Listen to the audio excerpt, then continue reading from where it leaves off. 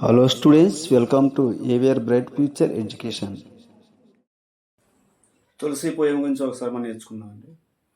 తులసి సంసుహంబుతరు పూలు పలహి పరహేతు ఎతతే పాహన అన్నత్ ఉతదేవే పల్లె.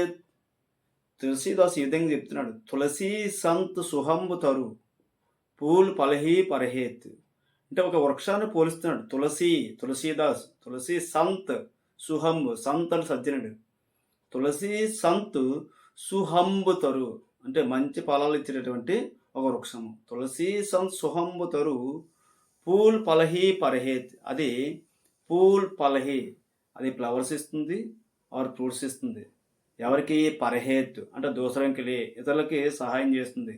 అదేవిధంగా తులసి సంత్ సుహంబుతరు పూల్ పలహి పరహేత్ ఎతతేయే పాహన్ అనత్తు ఉతతేవే పల్లెత్ అంటే ఆ చెట్టుని మనకి ఆ ఫ్రూట్స్ ఎప్పుడైతే మనకి అందలేదో అవి వెంటనే మనం ఒక స్టోన్తో కానీ ఒక స్టిక్తో కూడా వాడతాం. అదే తులసి సంసుహంబుతరు పూలు పలహి పరహేత్ ఎతతేయే ఇటువైపు నుంచి ఎతతేవే పాహన్ అనత్ ఇటువైపు నుంచి ఒక స్టోన్తో కొడితే ఉతతేవే పల్లెత్ అటు నుంచి అవి మంచి ఫలాలు అనేది ఇస్తుంది అనమాట.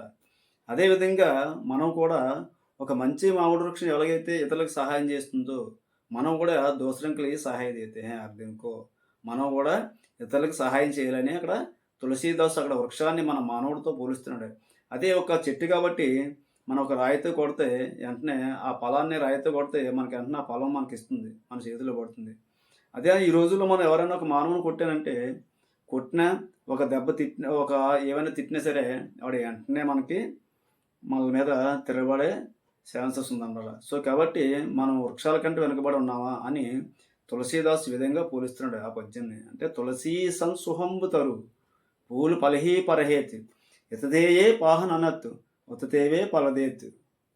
So thank you all.